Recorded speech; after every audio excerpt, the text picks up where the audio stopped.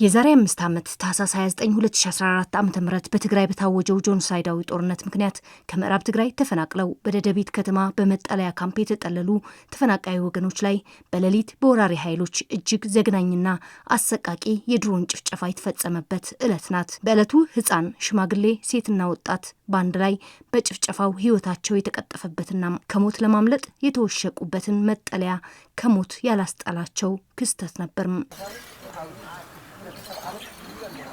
በተመሳሳይ መልኩ በታህሳስ 29 በሰላማዊ የኢሮፕ ህዝብ ላይ የተፈጸመው አሰቃቂ ግፍ ነው። በዚህ አካባቢ ከአንድ ቤተሰብ እስከ 13 ሰው የተጨፈጨፈበት፣ መጨፍጨፋቸው እንዳይበቃ የቀብር ስነ ስርዓት ተነፍገው አፈር እንዳይለብሱ የተደረገበት በአይን ለየት ያለ ግፍ እንደነበር በወቅቱ ለትግራይ ቴሌቪዥን ምስክርነታቸው የሰጡት የአይን እማኞች እንዲህ ሲሉ ዕለቱን ያስታውሳሉ። እንት ኸይነ ሀድም ኢሎሞ ቀስልኩም ክዱና ተባሃልና በእግርና እንዳንሮጥ ቀስ ብላችሁ ሂዱ እየተባልን ነው በዚህ በኩል ስንሄድ የነበረው። ከዛም እንደሚገሉን ገባኝና በጥግ በኩል መሮጥ ጀመርኩኝ። ከዛ በኋላ ተኮስብኝና ወደ ውሃው ገባሁ።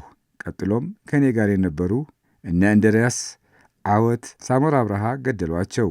እኔን ግን እንደ እድል ሞተዋል ብለው ጥለውኝ ሄደው ተረፍኩኝ።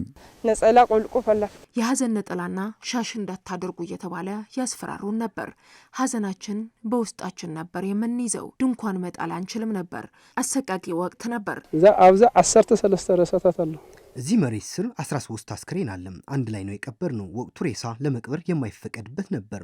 ሆኖም ሳንወድ ሰብስበን ያለ ቀባሪ ቤተሰብ ንጹሃን ዜጎች ቀብረናቸዋል። በትግራይ የተፈጸመው ግፍ ታይቶ የማይታወቅ አሰቃቂ ግፍ ነው የሚሉት የጥቃቱ ሰለባ የሆኑ ወገኖች የዚህ ጭፍጨፋ ፈጻሚ አካላት ሰብአዊነታቸውን ረስተው ጭካኔ በተሞላው ነበር ግፉን የሚፈጽሙት ብለዋል።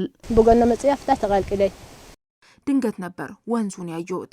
በወቅቱ ወራሪዎች በልጆቻችን ላይ የፈጸሙት ጭፍጨፋ ወንዙ ወደ ደም ነበር የተቀየረው። እንደዚህ ያለ ጭካኔ አይተንም ሰምተንም አናቅም። ደቀይ 3 ልጆቼ ነው ባንድ ጀንበር የገደሏቸው። እንደዚህ ያለ ግፍ በእድሜ ዘመኔ አይቻላቅም። በወቅቱ በትግራይ የተለያዩ አካባቢዎች ሲፈጸም የነበረው አስነዋሪ ድርጊት የጥቃቱ ገፈት ቀማሽ ከሆኑት አካባቢዎች ደቡባዊ ዞን ቦሮ አሰሏ ላይ ታህሳስ 30 2014 ዓ.ም የተፈጸመው ዘግናኝ ባንድ ጀንበር ልጆቿን በአሰቃቂ ሁኔታ በጅምላ የተጨፈጨፈበት ዕለት ነበር።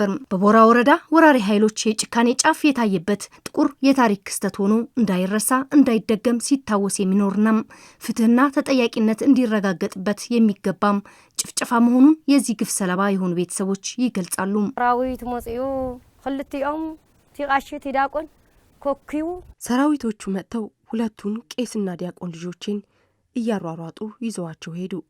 እኔና ባለቤቴም ተከትለናቸው ሄድን። ከዛም ኩምባ የሚባል ቦታ ሲደርሱ ልጆቼን ገደሉብኝ። ሚርሃክ ሳዚአስ ረህማ ላዝናት ሬሳያ ከዚህ ጀምረ እስከዚህ አስከሬን ነው። አንደኛው አንገቱን ቆርጠውት አንደኛውም ጭንቅላቱን ለሁለት ከፍለውት እናትየዋም እንደዚሁ ጭንቅላቷን ተመታ ወድቃም አንድ ላይ በማዳበሪያ ጠቅልለን ነው የወሰድናቸው። የፕሪቶሪያው የሰላም ስምምነት ጦርነቱ ከማቆም ባለፈ ለተፈጸመ ግፍና በደል ፍትህ እንዲረጋገጥ ብሎም የተፈናቀሉ ዜጎች ወደ ቀያቸው እንዲመለሱ የሚል ስምምነት ቢሆንም እስካሁን ግን ይህ ስምምነት ሳይተገበር ተበዳዮችም ፍትህ ሳያገኙ ተፈናቃዮችም በመከራ ዘቅት ውስጥ ወድቀው አመታት እየተቆጠሩ በስቃይ አለንጋ እየተገረፉ ይገኛሉ።